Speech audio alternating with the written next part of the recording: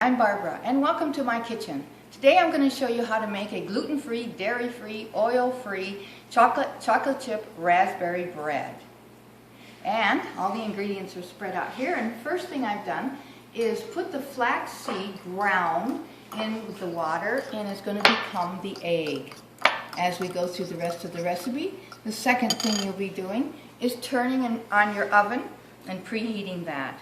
And now, so we can have all of these together in the bowl, I have now put in the right brown rice flour, the cocoa powder, and by the way, I've mixed the cocoa powder with a carob powder because I think it's a good blend, and the tapioca starch and garbanzo bean flour, the baking powder, baking soda, the gluten-free xanthan gum, and sea salt have all been put in there, and you can see the products there as I whisk this together.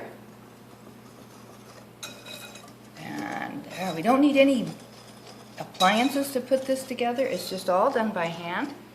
Now that we've got that stirred really well, I'm going to add vanilla, put all the moisture in, and the maple syrup.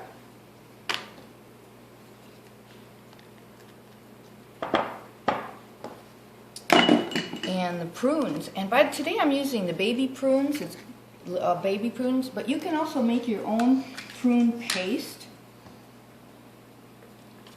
And putting the prunes take the place of the oil. In it 2 cartons.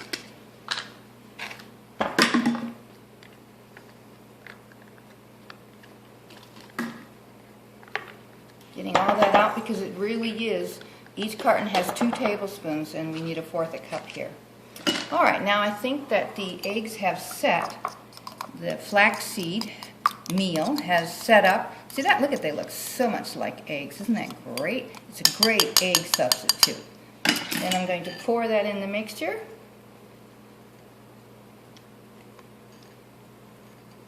All right. And now we're going to need to have 2/3 cup of water. So I'm going to pour that in here, and now I will whisk this all together.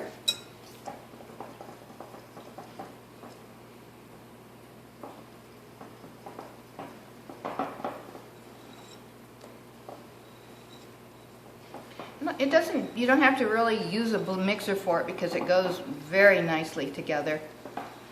And even if it is a little lumpy, that's all right. See how beautiful that is? Oh, the smell is great. I'm going to get most of it off the side so everybody gets a chance to get together. And I see I still have some in my whisk here, so I'm just going to get it out of the whisk.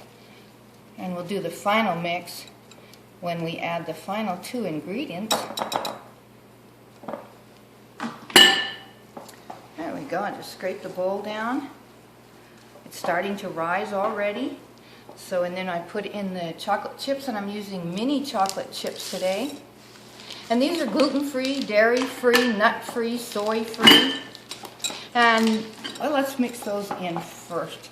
So they're all in, because when we put in the raspberries, they are still frozen now. Either fresh or frozen is best for this because you don't want them to get too soggy. You want them to stay nice and plump when they're in the recipe baking. All right, now here I have the raspberries, and I'm going to just mix those in here. Get them in so every bite gets a piece of raspberry. Yes, oh, that looks perfect. So now I've got a pan lined with parchment paper that has a backing of foil.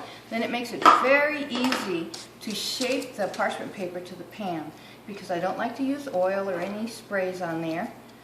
So let's get this going this way.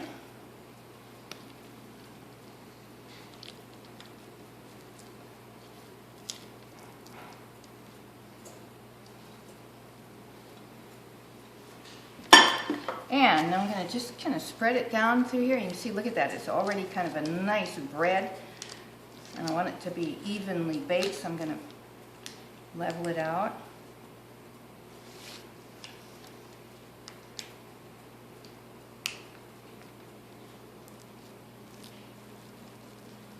And it's nice and thick. And you can see the strawberries are already starting to melt, so I'm going to stop playing with it because I don't want them to spread. All right, there it goes. Now it's going to go in the oven, and we'll see you back in a few moments.